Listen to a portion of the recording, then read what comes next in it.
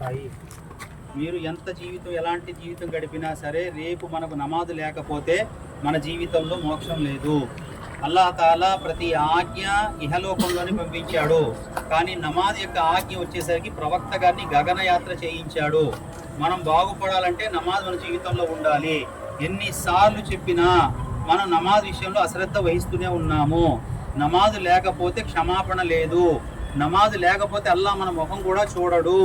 దయచేసి అందరూ సమయం కేటాయించి వెళ్ళండి. ఏ అనర్థం ఎప్పుడు ఏ రూపంలో వస్తుందో తెలియదు. నమాజ్ చదువుకుని వెళ్తే ప్రవక్త గారు ఏమన్నారు, మీ ఆహారంలో బరకత్ ఉంటుంది, అల్లాహ్ అభ్యోదయం ప్రసాదిస్తాడు. నమాజ్ ఏం అక్కర్లేదయా, నా వ్యాపారం నాది అంటాం. అల్లాహకు మీ నమాజ్ అక్కర్లేదు, మీరు మసీద్కి రాక్కర్లేదు.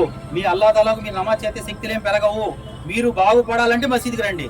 మీరేమనుకుంటున్నారు, ఈ సమస్యలన్నీ తీరని ఆ తీరట్లేదు, ఖబర్లోకి వచ్చేస్తున్నాం. అది తీరట్లేదు, తీసుకొచ్చి మట్లో పోసేస్తున్నారు. ఎప్పుడు వస్తారో, ఎప్పుడు మారుతారో? ఎన్ని సంవత్సరాల నుంచి నమాజ్ గురించి వింటున్నారు. ఎవడెవడో ఇస్లాంలోకి వచ్చినోడు నమాజ్ మానకుండా వస్తున్నాడు. 10 మంది ఉన్నారు ఇస్లాం స్వీకరించిన వాళ్ళు, ఏ ఒక్క పూట మానకుండా మసీద్ నమాజ్కి వస్తున్నారు. తల్లి కడుపున ఇస్లాంలో సాహిబులుగా పుట్టలేదు, వాళ్ళు వేరే మతంలో పుట్టారు. అల్లాహ్ గొప్పతనం తెలుసుకుని మసీద్కి వస్తున్నారు. మీరు సాహిబు కడుపులో పుట్టారు, పేర్లు పెట్టుకున్నారు సాహిబుని. ఎప్పుడు వస్తారు నమాజ్కి? జనాదా నమాజ్కి వస్తారా? మీ జనాదా నమాజ్ జనాలు రమ్మంటారా? ఎప్పుడు మారతారో? దయచేసి అందరూ కూడా కాస్త మనసుతో స్థిమితంగా ఆలోచించండి. చనిపోయిన తర్వాత పనిచేసేది నమాజ్ ఒక్కటే. 10 నిమిషాలు కేటాయించండి. ఎంత మనశ్శాంతిగా ఉంటుందో, ఎంత సుఖంగా ఉంటారో ఒకసారి ఆలోచించండి. ఇన్నాళ్ళు నమాజ్ మానే చూశారు, ఈసారి నమాజ్ మొదలెట్టి చూడండి. మీ జీవితంలో బరకత్ లేకపోతే, మీ వ్యాపారంలో అభివృద్ధి లేకపోతే నన్ను అడగండి.